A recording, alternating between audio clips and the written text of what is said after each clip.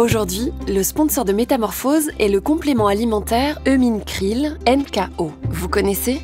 Eumin-Krill NKO est à notre connaissance le seul complément alimentaire qui utilise de l'huile de krill NKO garantie 100% pure. En fait, c'est un des plus puissants antioxydants et donc anti-âge connus. Sa composition riche en oméga 3 est bonne pour le moral, le tonus et la concentration.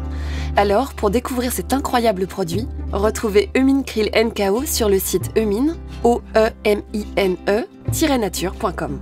Et spécialement pour vous, les auditeurs de Métamorphose, avec le code promo META1, profitez de 20% de remise sur tout le site. Merci à eux de soutenir ce podcast. Pour votre santé, bougez plus.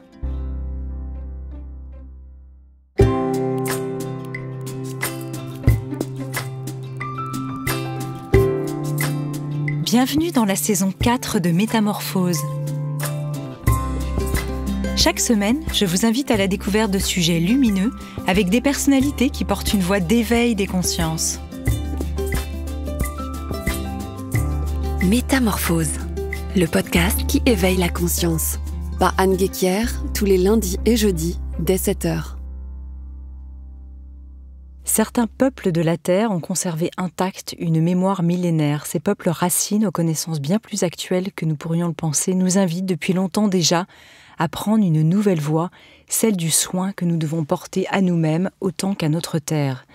Ce chemin, notre invité l'a arpenté au sommet de la Sierra Nevada de Colombie lorsqu'il était jeune géographe, diplômé en sciences politiques. Sauvé d'un œdème pulmonaire par le peuple Kogi, un peuple héritier des plus vieilles civilisations précolombiennes, il leur dédie sa vie et s'attache à partager ce qu'il a vécu à leur côté. À l'origine d'un projet unique en son genre, objet de son nouveau livre, il vient nous raconter la fabuleuse aventure d'une rencontre tout aussi délicate qu'improbable et bien universelle entre 3 chamans Kogi et une vingtaine de scientifiques français. Vous aurez reconnu celui qui se nomme explorateur d'interstices. J'accueille aujourd'hui dans Métamorphose Éric Julien. Bonjour Éric. Bonjour. Alors, tu viens de publier, je le disais en introduction, ce livre qui s'appelle Kogi, le chemin des pierres qui parlent, aux éditions Actes Sud. Pourquoi ce nouveau récit ? Je pense qu'on découvre le monde au fur et à mesure où on le parcourt, où on l'arpente, et que nous sommes en permanente métamorphose, et que si on accueille la vie en nous et ce qu'elle nous offre, elle nous permet de changer de regard presque à chaque jour. Donc quand on écrit quelque chose d'il y a 20 ans, on ne le réécrit pas de la même manière 15 ans plus tard, 10 ans plus tard. C'est chaque fois la légèreté d'aller plus loin dans la conscience et la compréhension que nous ne savons rien du monde et de la vie. C'est ça. Alors évidemment, on va revenir sur le cœur du sujet, mais avant ça, j'aimerais bien revenir un peu sur ton parcours. À quel moment, et je le disais en introduction, ces Kogi ont percuté ta vie d'une certaine manière ? Est-ce qu'on peut le dire comme ça ? Les Kogi ont percuté ma vie. En fait, ils l'ont percuté parce que j'avais un œdème pulmonaire, de l'eau dans les poumons. Donc c'est pas très agréable. C'est comme si on se noyait de l'intérieur. Effectivement, pour le faire court, je suis redescendu sur une mule et je suis tombé comme un paquet de pommes de terre au pied de 2 êtres humains qu'on appelle des Indiens, des autochtones, des archaïques, mais ce sont avant tout des humains qui ont eu la gentillesse de s'occuper de moi, de me soigner, de me redescendre en altitude, ce qui est la première chose à faire quand on a un œdème. Donc je me rappelle leur avoir demandé qu'est-ce que je peux faire pour vous remercier. C'est quand même sympathique de m'avoir sauvé, de m'avoir soigné. Ils t'ont soigné comment d'ailleurs, en passage ? Ils m'ont soigné déjà rien qu'en prenant soin de moi, en m'accueillant alors qu'ils avaient bien d'autres choses à faire. Je leur avais demandé une fois, mais pourquoi vous avez arrêté ce que vous faisiez pour me soigner et s'occuper de moi ? Ils m'avaient dit en rigolant, enfin même pas en rigolant d'ailleurs, parce qu'on ne voulait pas laisser de poubelles dans nos montagnes. Je me dis, c'est intéressant comme réponse. Oui. Et ensuite, simplement en vous faisant une soupe chaude quand vous avez faim. Quand on a un œdème comme ça, on peut même plus se mettre debout, aller aux toilettes, c'est même plus possible. Donc tout d'un coup, vous découvrez la solidarité de la vulnérabilité et vous êtes bien content qu'un autre humain vous tende la main. C'est ça. Alors à ce moment-là, qu'est-ce qu'ils demandent quelque part en contrepartie, t'allais le dire ? Ils demandent rien, mais ils me disent, voilà, on est dans une montagne, il n'y a pas que la Colombie, mais bref, où il y a quand même pas mal de violence, paramilitaires, mafia, pilleurs de thon, voilà, je ne vais pas vous faire la liste, on la connaît tristement. Et donc ils ont perdu, ou on leur a pris 75% de la terre ces 70 dernières années. Donc ils vivent repliés dans les terres froides, hautes, où la survie est compliquée. Donc ils m'ont dit, si tu veux vraiment nous remercier de t'avoir aidé, aide-nous à récupérer nos terres ancestrales, qu'on s'est fait piller depuis l'arrivée de Christophe Colomb. Et j'étais jeune et gentil, j'ai dit, pas de problème, je m'en occupe. Voilà, le super-héros. Et alors, c'est suite à cette expérience que tu vas monter une association aussi qui est liée à cette sorte de super mission que tu te fixes à ce moment-là. T'as quel âge d'ailleurs Là, aujourd'hui, maintenant ? Non, à cette époque. À cette époque, j'avais 25 ans. D'accord. Ouais. Et j'ai mis du temps à marcher mes mots. On est dans un monde où la parole est facile, mais l'incarnation est difficile, et elle l'était pour moi. Et surtout, quand je suis revenu en France, on m'a dit, bon, bah, c'est gentil ton truc, maintenant il faut que tu aies un travail, tu continues tu t'engages dans ta vie familiale ou je sais pas quoi. Donc j'ai un peu mis ça de côté, jusqu'à ce que je ne supporte plus ma situation professionnelle et que je me dise, mais ne serait-il pas important de retourner en Colombie, essayer de voir comment tenir cet engagement, c'est-à-dire retrouver ces terres et les rendre aux sociétés amérindiennes. Donc il m'a fallu 10 ans, et on a créé une association en 1997, qui s'appelle Chendukwa ici et ailleurs, partant du principe que tout ce qui se passe ici impacte ailleurs et réciproquement, dans une logique systémique d'interdépendance. Et cette association a 2 objectifs, collecter des fonds pour racheter des terres et les rendre. Aujourd'hui, on en est à 2286 hectares de terres, j'insiste sur les 6 derniers, qui sont... ça paraît anodin comme ça, mais chaque hectare compte.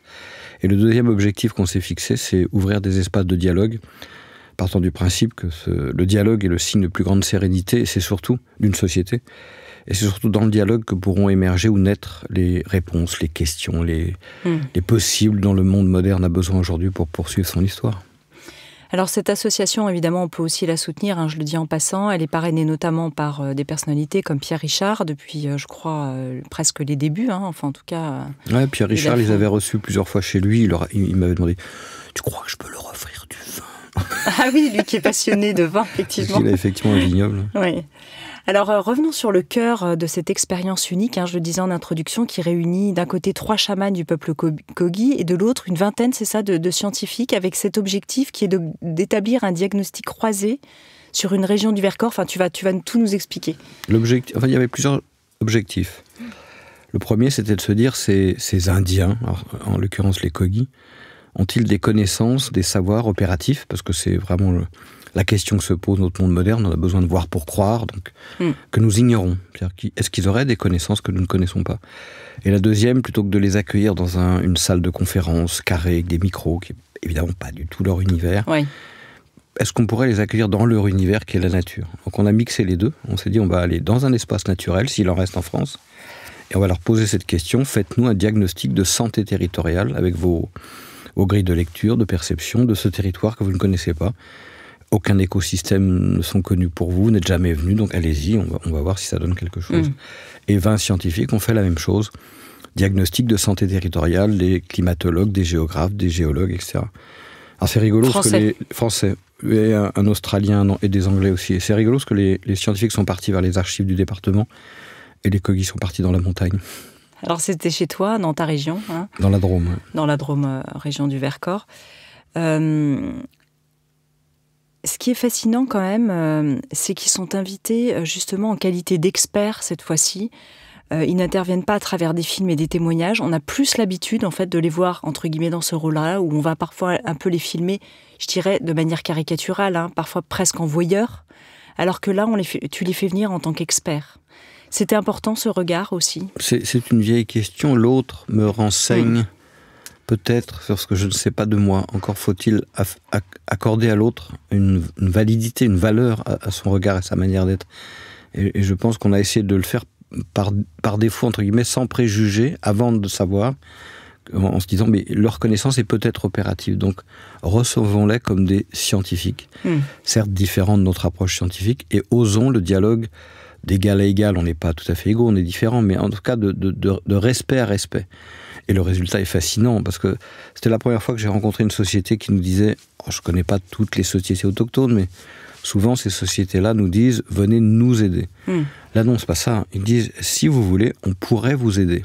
Alors ça, je trouve ça formidable. Oui, c'est ça. C'était difficile justement de les faire venir, ou ils étaient très ouverts à ça ? Pour certains, c'était la première fois qu'ils quittaient leur territoire. Ils étaient 4, un traducteur et 3 chamans. Oui. Et pour 2 d'entre eux, c'était la première fois qu'ils quittaient leur montagne. Donc oui, c'était compliqué. Mais ce qu'on a du mal à comprendre, c'est que leurs chamans, hommes et femmes, parce qu'il y a des femmes chamanes, ont une formation qui dure 18 ans dans le noir. Donc lorsqu'ils sortent de cette formation, ils sont présentés, ils se vivent comme étant les voix de la Terre. C'est-à-dire l'ego a disparu. Et ce qu'ils expriment, c'est pas l'expression de ce qu'ils pensent comme individus, c'est ce que la Terre dit à travers eux. Et donc la Terre souffre, la Terre est très malade, donc ils estiment que c'est une urgence d'essayer de nous parler, non pas pour nous convaincre, mais vraiment pour imaginer un chemin ensemble. Ça paraît fou quand tu dis 18 ans dans le noir, c'est-à-dire que c'est cette formation spécifique de ces chamans de cette région ?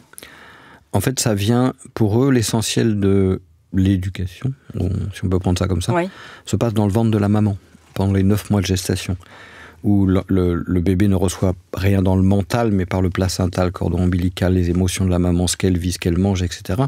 Ça formate un peu la posture, le comportement du futur bébé. Ils reprennent le bébé quand il est né, après 9 mois de gestation, et ils le remettent non plus dans le ventre de la maman, mais dans le ventre de la mère-terre. Et pendant 2 cycles de 9 années, ils vont recevoir l'information de la mère-terre. Donc rien par le mental, tout par le corps et les sensations. Donc quand ils s'expriment, au bout de ces 2 cycles de 18 ans, ce sont les voix de la Terre. Et je trouve qu'aujourd'hui, on est bien inconscient et arrogant de ne pas se mettre à l'écoute de la Terre et de ce qu'elle a à nous dire. C'est pour ça d'ailleurs que tu parles de santé territoriale et que tu avais envie de mettre ce mot qui est fort. C'est encore une autre dimension, c'est que si les territoires sont en mauvaise santé, les humains qui vivent dessus vont tomber malades. Donc remettre de la santé territoriale, c'est remettre de la santé dans les humains, chez les humains, les sociétés humaines. Et on est dans une médecine préventive et non pas une médecine curative. Et les Kogi fonctionnent selon la logique des fractales, c'est-à-dire ce qui se passe dans ton corps se passe à l'identique, mais à une autre échelle sur le territoire, dans l'univers et dans les cellules. Donc tout ce que tu travailles sur toi, tu vas le travailler par répercussion sur le territoire et réciproquement. Donc de la santé des territoires dépendent sans doute la survie et la santé de nos sociétés humaines. Pour l'instant, un territoire chez nous, c'est quoi ? C'est une matière première, c'est une esthétique, c'est un lieu de loisir, mais c'est pas du tout un sujet avec ses rythmes, ses cycles comme un corps humain avec lesquels il faut rentrer en interaction. Je pense que la seule voie d'avenir qu'on ait, c'est de redialoguer avec la nature en nous et la nature à l'extérieur de nous. Et on va y revenir évidemment, et on va parler aussi de ce lien à cette mère qui est la Terre qu'ils ont. Les scientifiques de l'autre côté français, ou en tout cas plus occidentaux, comment est-ce qu'ils ont pris ce défi ? Ce qui est très compliqué, c'est que, je ne vais pas trop généraliser, mais c'est difficile de trouver des scientifiques qui fassent encore de la science. C'est-à-dire qui aient l'audace de garder de la rigueur, évidemment, dans leurs mesures et dans leurs hypothèses, mais en sortant des champs du connu. Or, effectivement, autrement, c'est pas vraiment de la recherche, c'est explorer ce qu'on connaît déjà. Et c'est pas facile, hein, je leur jette pas la pierre, c'est pas simple. Mais si on n'a pas cette audace-là, on va rien découvrir de particulier, on va tourner en rond. C'était une phrase de notre chaman à nous, Einstein, qui disait « Ce qui rend fou, c'est de faire plus et mieux de la même chose ». Donc là, c'est ce que fait beaucoup la science. Là, les Kogi nous invitent à avoir l'audace, tout en raison gardant, de sortir de nos champs de référence. Oui. Donc c'est compliqué pour les scientifiques, parce que derrière leur démarche, il y a des budgets de recherche, il y a des articles à publier, ils sont dans un tunnel, et surtout il y a une renommée, il y a une réputation. Nombre de scientifiques m'ont dit « je ne veux pas venir parce que j'ai peur de ce qu'on va dire de moi si je fais ça ». Donc quand la science en est là, c'est très problématique quand même. Et souvent le scientifique oublie qu'il est un agent social comme un autre, avec ses croyances, ses projections, ses enjeux de pouvoir. Et je trouve qu'on est sur une mauvaise pente dans ce domaine-là. Peut-être qu'ils le sont un peu moins en fin de carrière. On voit parfois de grands scientifiques se lâcher peut-être un peu plus quand ils arrivent à la fin. Alors c'est pour ça que je disais je ne veux pas faire de généralisation. Parce qu'on pense à Jean-Marie Pelt par exemple. Il y a des gens extraordinaires et heureusement. Et ceux qui sont venus là étaient très chouettes parce que à la fois, j'ai trouvé qu'ils étaient vraiment dans leur rôle. À la fois ils gardaient ce recul, cette raison. Et ils tenaient un peu le cadre et c'était très bien et c'est pour ça qu'ils sont venus et parfait. Mais en même temps, ils avaient l'audace d'écouter et notamment, il y a un monsieur qui s'appelle Gilbert Cochet que j'ai trouvé extraordinaire parce qu'il parlait bien, un naturaliste, il parlait bien de son point de vue de naturaliste, géologue, etc., scientifique, mais il avait l'audace d'aller chercher des résonances dans les propos des Kogi et de regarder ce que ces résonances pouvaient ouvrir comme raisonnement dans sa pratique scientifique. Et c'était fabuleux de voir son visage s'ouvrir, rayonner, en disant « mais c'est incroyable, ce qu'ils disent est exact dans ce que je peux en comprendre dans la résonance de ma discipline ». Et ça, c'était formidable, c'était une rencontre humaine magnifique. Que toi-même, d'ailleurs, tu as fait ce pont, parce que toi, tu venais des sciences politiques, il y a quand même le mot science, et tu es géographe. Donc tu venais quand même aussi de la science. En fait, ce qui est compliqué à comprendre, c'est que souvent, on regarde le monde, c'est vrai dans l'entreprise, c'est vrai dans les sciences, comme un monde froid, un objet froid, analytique, alors qu'on manage si c'est l'entreprise ou qu'on analyse si c'est la science. Mais on sait bien que la vie a une dimension sensible, émotionnelle, fragile, et que c'est, le Tao l'a très bien compris, le yin et le yang, c'est la danse, l'association de ces deux dimensions qui crée l'impulsion de vie. Donc aujourd'hui, on a complètement tué, étouffé, malmené, prenez le terme que vous voulez, cette dimension qu'on va appeler le yin dans le Tao, le féminin. Or, le monde est constitué de ces deux énergies. Donc en fait, les Kogi nous invitent juste à rééquilibrer, remettre ce qu'on peut appeler un peu de féminin, trouver les voies de la réconciliation entre ces deux dimensions énergétiques. C'est même pas moral, ça pourrait. C'est même pas ça, c'est qu'en faisant ça, on tue la vie. Donc c'est une espèce d'invitation amoureuse à la réconciliation. Ouais, c'est une forme de danse, comme je t'entends, c'est ça. Et tu dis, comme un médecin écoute et ausculte le corps, ils écoutent et auscultent la terre. Quelle perception, justement, ont-ils eu de ce territoire? Et puis, quels critères prennent-ils en compte précisément?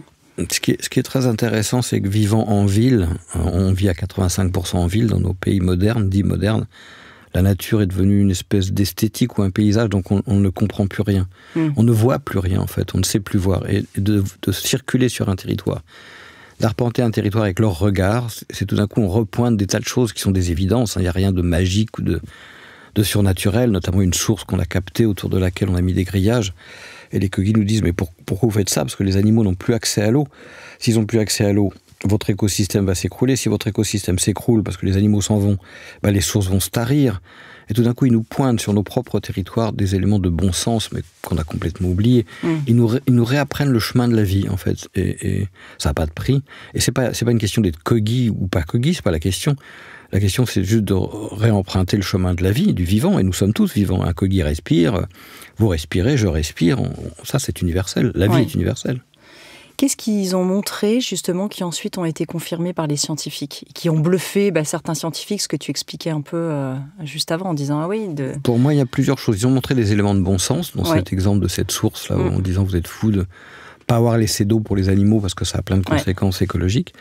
Et surtout dans la Drôme, c'est une zone qui a été beaucoup reforestée avec du pin d'Autriche. Et comme le nom l'indique, c'est pas un arbre autochtone. Et le fait d'avoir remis ces arbres entraîne toute une suite de conséquences, acidification des sols, perte de diversité dans les sous-bois, et des forêts qui sont pas très en forme. Et les Kogi ne connaissent pas ces essences d'arbres, ne sont jamais venus, descendent de la voiture, regardent ces pins d'Autriche et disent ce sont des arbres égoïstes, qui n'ont rien à faire ici, demandez-leur de partir, puis d'un coup ils se retournent vers nous et puis ils disent c'est peut-être un peu normal que des hommes égoïstes plantent des arbres égoïstes. Et même si vous enlevez ces arbres, est-ce que l'esprit qui a eu l'idée de créer ce déséquilibre ne va-t-il pas continuer à créer du déséquilibre ailleurs? Donc il faut à la fois soigner les arbres et enlever ces arbres égoïstes, mais il faudrait surtout soigner l'esprit qui a permis ça. Il nous renvoie à nos racines profondes, en fait, en disant ça, justement. Il y a presque une dimension spirituelle. Ce que je trouve fascinant, on trouve ça chez les aborigènes et chez les Kogi. Les aborigènes parlent du temps du rêve, c'est-à-dire ce temps avant la création de la vie. Et pour eux, il existait quelque chose qui a permis la vie. Et ces sociétés sont miraculeusement encore en lien avec ces principes qui ont fondé la vie. On comprendrait fondamentalement ça, mais on les mettrait immédiatement en trésor de l'humanité, parce que c'est l'accès à un savoir et une connaissance prodigieuse. Mais ils nous disent, de toute façon, on ne pourrait pas vous dire tout, vous êtes trop irresponsable et immature, vous ne pourriez pas tout comprendre. C'est étonnant comme même cette cohabitation entre des peuples d'une grande sagesse quand même et nous. Comme si on vivait presque dans deux univers différents, dans deux paradigmes totalement différents. Et ça ne va pas s'arranger avec le métavers, parce qu'on s'éloigne de plus en plus du réel. Et je pense qu'on vit, alors déjà dans une société moderne comme la nôtre, on peut avoir les mêmes aspects physiques et pas se comprendre, entre même quelqu'un qui vit dans le 10e arrondissement et quelqu'un qui vit à Boulogne. Peut être déjà des univers très différents, des codes vestimentaires oraux. Alors là, vous rajoutez 4000 ans d'histoire d'un côté qui nous met au contemporain 5000 ans qui nous met au contemporain du néolithique, nos dolmens, notre culture celte, ça nous met dans cette époque historique chez nous. Et en fait, on est tellement attiré vers l'extérieur de nous par le désir, c'est essentiellement le désir, qu'on en oublie notre nature intérieure, notre vie intérieure. Les taoïstes disent, et les Kogi aussi, vient un moment où il faut que tu retournes à la maison, il faut que tu reviennes à la nature en toi. Et si tu fais ce chemin de revenir en toi, alors tu vas retrouver la voie de la paix intérieure, qui est le préalable pour faire la paix avec la nature. Et c'est notre problème aujourd'hui. Pourquoi cette violence, pourquoi cette efficacité, pourquoi cette rationalité mise au service de la destruction de la vie et de la nature? C'est bien une dimension féminine. Pourtant, eux aussi, ils sont mus par un désir extérieur. Ils sont humains, donc ils ont le même, je dirais, encodage au niveau du cerveau. Exactement comme nous, avec les travers de l'humanité. Simplement, leur système éducatif fait que les jeunes enfants, si on prenait un parallèle avec notre système éducatif, fonctionneraient en logique de projet. C'est-à-dire que ça redonne du sens tout de suite aux apprentissages. Ils travaillent avec le corps, ils travaillent avec l'esprit, ils travaillent avec la relation, ils travaillent avec le symbole, ils travaillent sur une approche qu'on pourrait appeler globale d'un processus éducatif, ce que nous ne faisons plus du tout. J'invite très bien les gens qui nous écoutent à aller dans un collège, regarder comment ça se passe. C'est pas une attaque des gens qui sont dans les collèges, je pense qu'ils font ce qu'ils peuvent, mais on met nos jeunes qui ont une énergie de vie incroyable, on les assied pendant des heures avec des sonneries stridentes, et sur des apprentissages strictement mentaux, mais c'est une catastrophe, c'est plus du tout adapté au monde qui vient, c'est une catastrophe. Et il y aurait une inspiration, non pas pour copier les Kogi, ma vocation c'est pas de dire on va les copier, mais pour dialoguer, pour remettre du vivant dans nos systèmes éducatifs, c'est impératif. C'est pour ça que tu as lancé aussi une école, toi, dans ta région? On s'est dit au bout d'un moment, les propos c'est bien, la pratique et l'expérimentation c'est plus rigolo. Donc on a créé une école primaire il y a 10 ans, et l'objectif de l'école que nous formulent aujourd'hui les enfants, c'est qu'ils n'ont plus envie d'aller en vacances. Donc s'ils n'ont plus envie d'aller en vacances, c'est que même dans les apprentissages, ils sont contents. Ouais, ils n'ont pas besoin de s'échapper justement ailleurs. Non, je pense qu'au bout d'un moment, si on prend le système éducatif pour essayer de leur redonner envie, donc aux deux sens du terme, être vivant et avoir envie d'eux, mais il n'y a pas cette idée de vacances, d'arrêter ce qui est contraignant. Alors c'est pas aussi simple que ça, il y a des moments compliqués, mais globalement, c'est des enfants qui n'ont pas envie d'aller en vacances, donc ils sont bien dans leurs apprentissages. Oui, c'est ça, c'est réjouissant. Alors les Kogi, pour revenir à eux, ils parlent aux montagnes, par exemple, ils se présentent à une forme de porte énergétique, comme on peut sonner en fait en entrant dans une maison.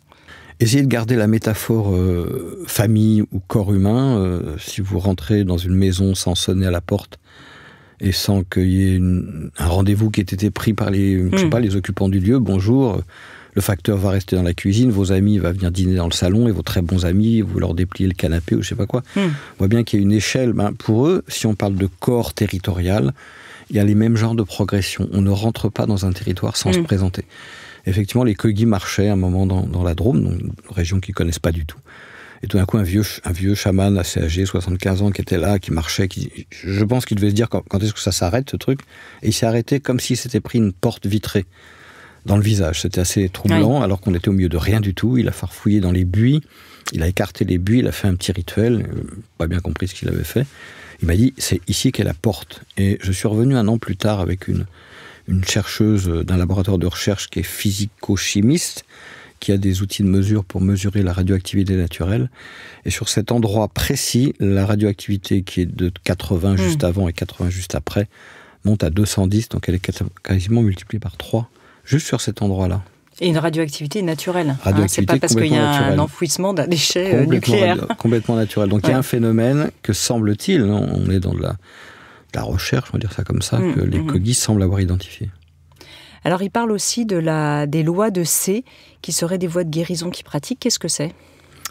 Globalement, les humains, dans nos sociétés modernes que nous sommes, vivent en respectant les lois des hommes, plus que des femmes. Il suffit de regarder le nombre de députés élus dans notre dernière élection législative, qui changent quand ça les arrange. On change de parti politique, on change de loi. On change de dirigeant, on va changer de loi. Donc c'est fluctuant, et ce sont des lois que nous imposons à la nature.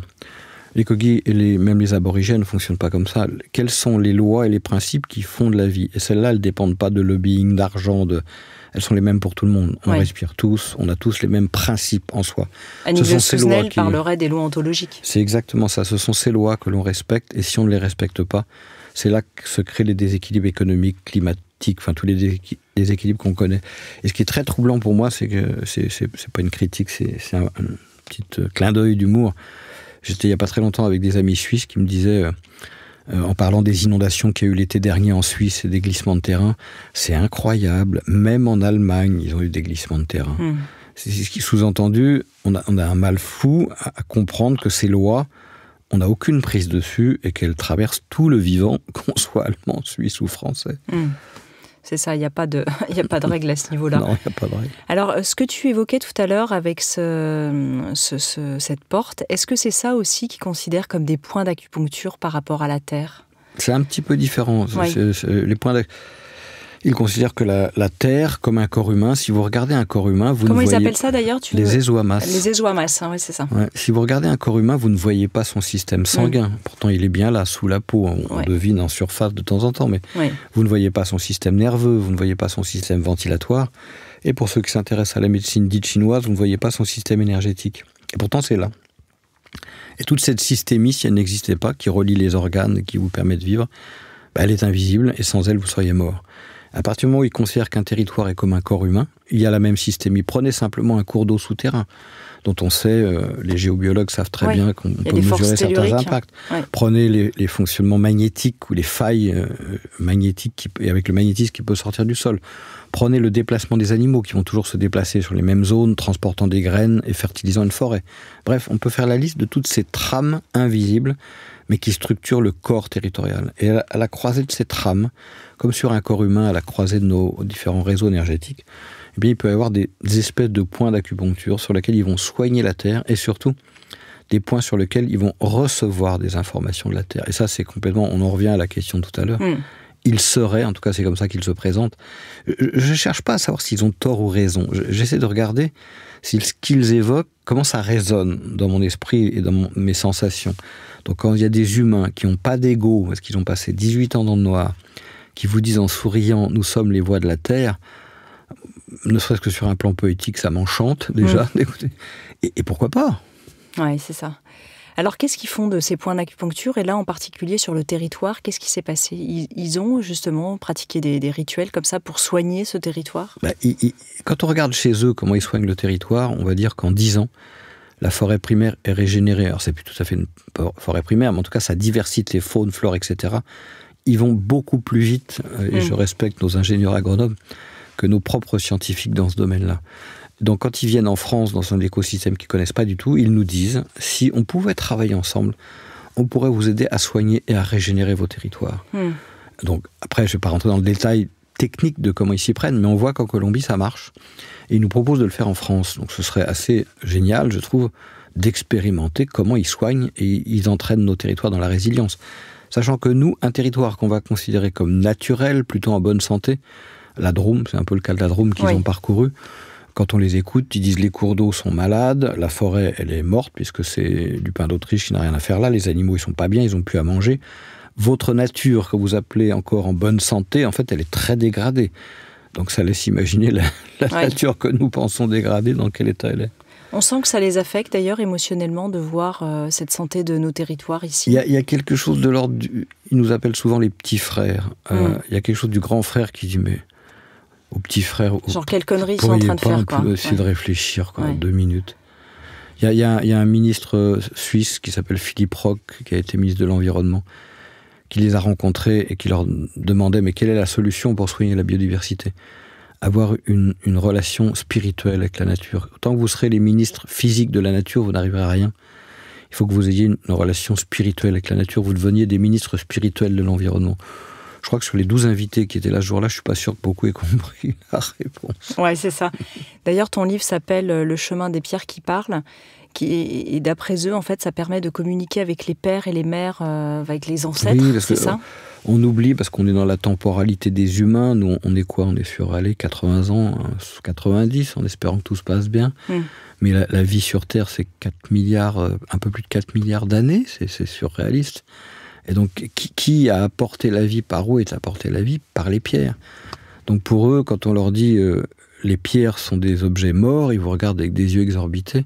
Mais pas du tout, c'est par là qu'est arrivée la vie. Ouais, puis elles contiennent tout l'univers. Puis elles contiennent toute l'histoire. Enfin, le cosmos aussi. Une fois, on a été invité au Muséum d'histoire naturelle à Toulouse, et les gens qui nous avaient visités nous disaient là, c'est la vie, les plantes, les animaux. Et la salle d'à côté, c'est les objets morts. Et je revois la tête des Kogi, mais vous êtes fous de penser comme ça. Oui. En fait, c'est comme si chez eux, il n'y avait pas eu d'interruption, en fait, depuis la naissance du vivant. Comme si ces connaissances millénaires étaient restées en eux. Ouais, c'est peut-être ça qui m'affecte un peu, de me dire, on a l'incroyable opportunité de discuter avec les représentants d'une société qui ont 4 à 5 000 ans de transmission ininterrompue de quelque chose, de l'expression de la vie, et on les traite d'archaïques, de primitifs, de sauvages et tout ce que vous voulez. Encore dans les années 60, ils n'avaient pas le droit d'aller dans les centres-villes, on leur coupait les oreilles et les doigts quand on les punissait, c'était glauque. Ouais, il ne faut pas y penser on quand est même. Incapable de reconnaître mais c'est une vraie problématique humaine, de reconnaître la richesse chez l'autre. Que ce soit chez les Kogi ou chez l'autre, son voisin de palier, on a un mal fou. On a un mal fou et il parle, j'aime beaucoup ce terme, de cet entre-deux fécond. Tu en as un peu parlé tout à l'heure avec le taoïsme, c'est vraiment cette voie-là. Ce qui est au cœur de leur philosophie, c'est la capacité de la vie à générer la vie. Donc, a priori, on peut en penser ce qu'on en veut, il y a une énergie masculine, une énergie féminine. L'énergie masculine amène une information, mais si elle est toute seule, je pense qu'un spermatozoïde a une durée de vie de 3 ou 4 minutes, donc on ne va pas faire grand-chose. Et l'énergie féminine la reçoit et est en capacité de la féconder et de faire advenir. Donc si vous enlevez l'énergie féminine, on ne peut plus faire advenir. Donc on tue la vie. Donc c'est pour ça que je me présente souvent comme explorateur d'interstices, parce que c'est essayer de naviguer entre ces deux énergies créatrices pour accompagner ce que la vie aurait peut-être à nous offrir. Ce qui est au cœur aussi de ton ouvrage, c'est vraiment cette rencontre et ce dialogue. On a besoin de remettre du dialogue en fait dans nos sociétés, qu'on a perdu, ce que tu disais aussi tout à l'heure. J'aimerais bien que tu reviennes dessus. Le problème clé de notre société moderne, je pense, c'est notre agenda. On a tous 7 jours par semaine avec 24 heures par jour. A-t-on encore, dans ces espaces-temps précipités où on est entre 2 et 4 heures ou 5 heures sur nos petits téléphones portables, des espaces vides? On peut y mettre de la méditation, on peut y mettre du vide de plein de manières différentes.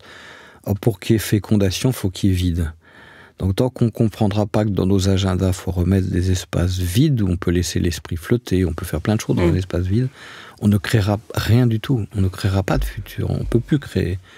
Donc pour les Kogi, c'est vital, et c'est même structuré symboliquement dans tout leur corps social, ces espaces-temps vides où la vie va advenir. De temps vide, mais aussi de rencontre avec l'autre. C'est-à-dire qu'à chaque moment, on peut se reposer cette question. Je suis dans un transport, dans un taxi, dans un lieu où, en fait, j'ai pas grand-chose à faire. Il y a du vide qui peut émerger. Eh ben, au lieu de me précipiter sur la technologie, je peux aller vers l'autre. C'est un long chemin. Tous les philosophes de nos propres sociétés l'ont évoqué. Le mythe de Sisyphe de Camus, c'est un chemin qui est sans arrêt recommencé. Être humain il porte la pierre, pour le dire, en haut de la montagne, et sans arrêt, elle redescend. Parce que, en fait, il y a deux notions de progrès. La première notion, c'est le progrès technologique, que nous semblons maîtriser. C'est un peu une illusion, mais bref, qui nous permet de voir qu'on est passé de la massue à l'iPhone, et pourquoi pas. Et la deuxième notion, c'est la progression du vivre ensemble, et de l'humanité, de la rencontre et du lien. Et ça, c'est quelque chose qui se réinvente à chaque génération, et sur lequel je crains qu'on n'ait pas beaucoup progressé, voire même qu'on ait légèrement régressé. S'ouvrir à l'autre, il faut déjà être un peu en sécurité avec soi-même. Si vous relisez Nietzsche, entre le chameau qui porte ses tonnes de bagages sur le corps, le lion qui est en rugissement contre l'autre, ou dans la situation, avant d'arriver à l'enfant intérieur qui est en paix et en joie, c'est l'histoire de l'humanité. C'est sans doute pour ça que les textes anciens, grecs ou d'autres cultures sont aussi contemporains. Tu crois que l'enfant intérieur, il est en paix et en joie profondément, ou on est avec une sorte de blessure originelle quand même? En fait, c'est arriver à retrouver la connexion à une certaine légèreté d'enfance en ayant traversé ses propres blessures, évidemment. Donc après, ça dépend les blessures de chacun et les parcours de chacun et la capacité de résilience. Et elles resteront toujours là. Moi, j'ai perdu un ami précieux qui s'appelait Rentil Cruz, qui s'est fait assassiner par les paramilitaires en 2005. Quand on regarde comme ça 2005-2022, depuis le temps, il aurait pu en Colombie, voilà, qui m'aidait à racheter les terres pour les Kogi. On pourrait dire depuis le temps, ça y est, c'est guéri, mais en fait, ça ne guérit jamais.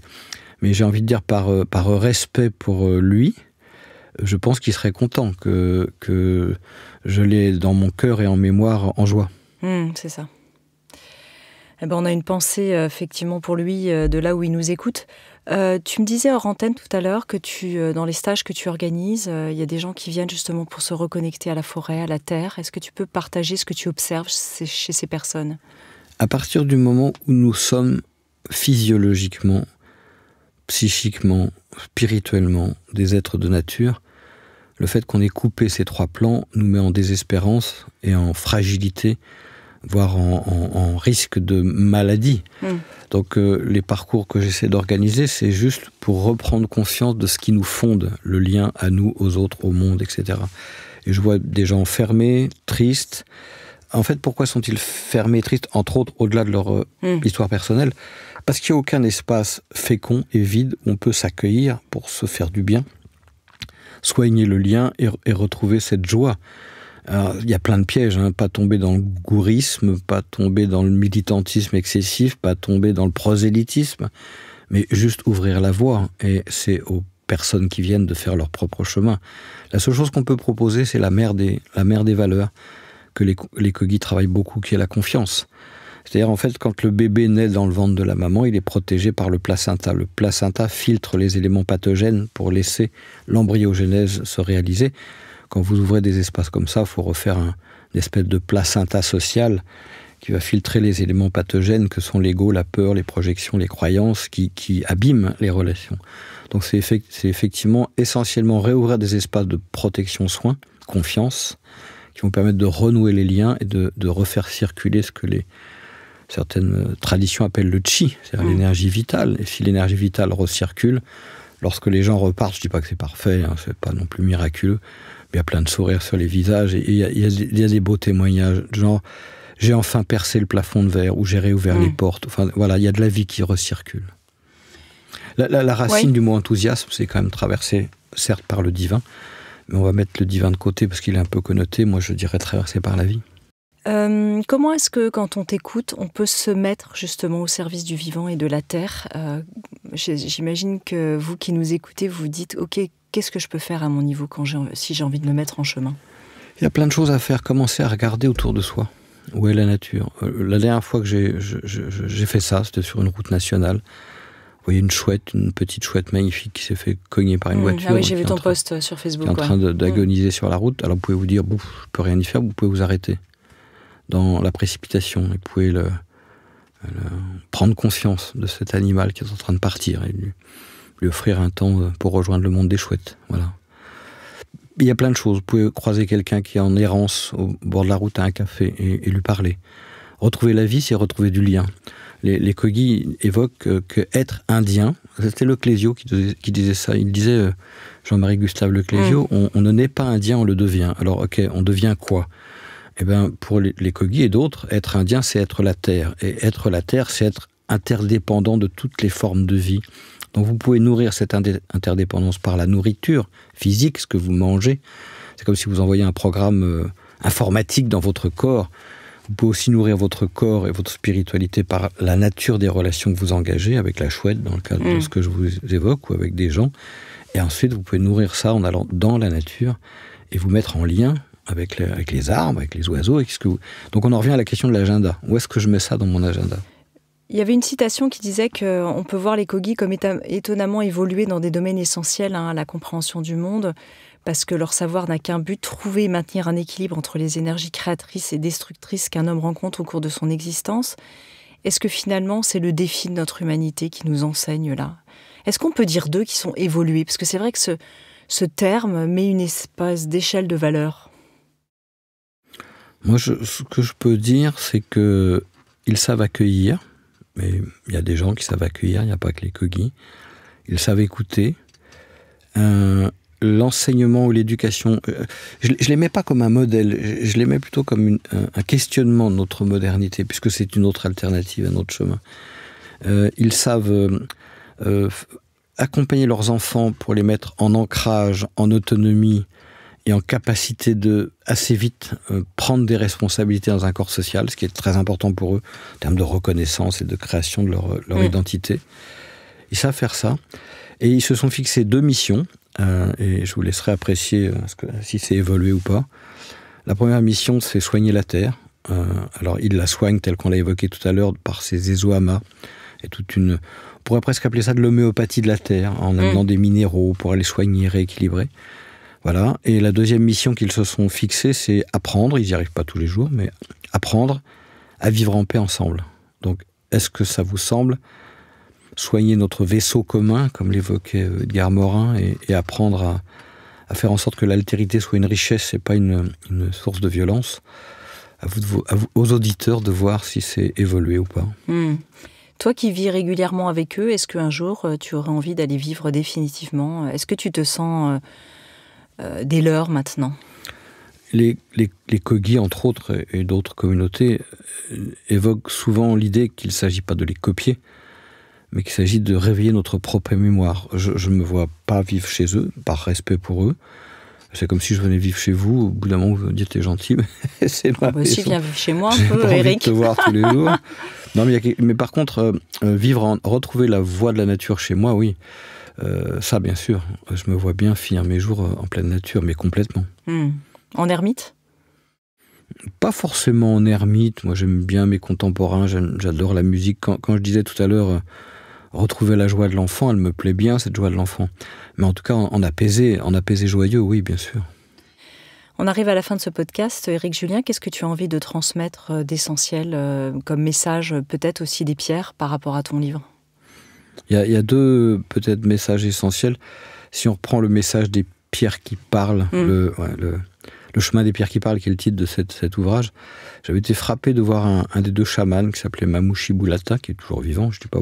Voilà, bref, qui avance dans la Drôme et on sent qu'il écoute, enfin on voit qu'il écoute. Je n'avais pas tout de suite compris, c'est en relisant les interviews après qu'on avait enregistrées, et traduire son propos du Kogi à l'espagnol, je l'entends qui dit, mais est-ce que t'entends, il dit à son collègue, est-ce que t'entends ça ? Alors le ça, je n'ai pas bien compris, mais est-ce que t'entends ? Et l'autre dit, oui, je l'entends, ça vient sur la droite, c'est bien ça. Et c'est tout d'un coup, j'ai compris qu'ils écoutaient la terre comme un médecin sculptait peut-être un corps humain.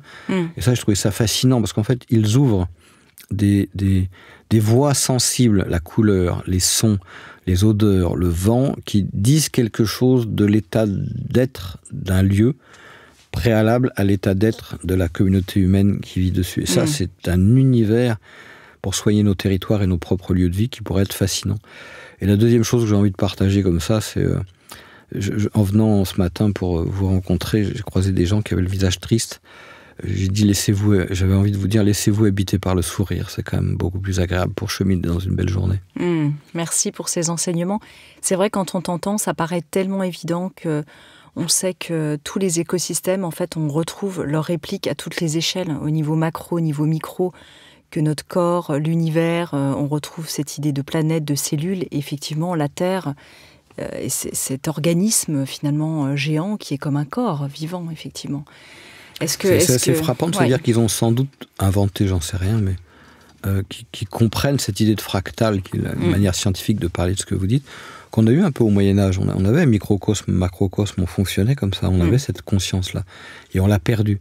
Je pense que l'idée, c'est pas de revenir en arrière, personne n'a envie de vivre comme les Kogi, c'est pas de rester immobile dans la modernité, on sait bien que les déséquilibres vont s'accélérer, s'accentuer, mais il y a quelque chose d'un dialogue pour inventer un troisième monde. C'était un sculpteur contemporain, Pistoletto, italien, qui dit qu'il faut prendre le meilleur du premier, le moment où on était en harmonie avec la nature, plus ou moins facile, ça ne devait pas être rose tous les jours, le meilleur du deuxième, cette modernité qu'on traverse, qui a aussi de très beaux côtés, et dans cette capacité de dialogue, donner vie, donner naissance à quelque chose qui intègre ces deux dimensions-là. Et ça, ce serait une voie assez géniale pour nos jeunes, ça pourrait porter de l'espoir.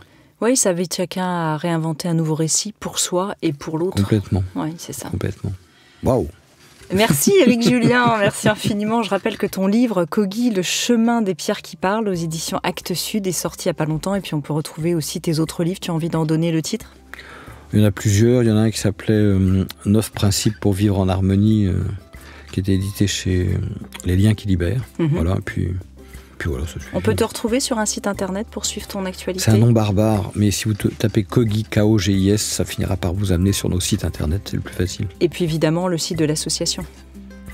Papier, crayon, Tchendukua, TCHENDUKUA.com. Merci infiniment Eric, à bientôt. C'était un plaisir. Ah ouais, partagez. Si vous avez aimé ce podcast, n'hésitez pas à lui donner 5 étoiles sur Apple Podcast et surtout abonnez-vous pour ne manquer aucun épisode. Découvrez mes invités en avant-première sur Instagram à l'adresse Métamorphose Podcast et abonnez-vous aussi gratuitement dès maintenant à la newsletter Métamorphose pour être au courant de nos conférences, ateliers et de nos dernières actualités. Pour ça, rendez-vous sur notre nouveau site www.métamorphosepodcast.com. Métamorphose. le podcast qui éveille la conscience. Par Anne Guéquière, tous les lundis et jeudis, dès 7h.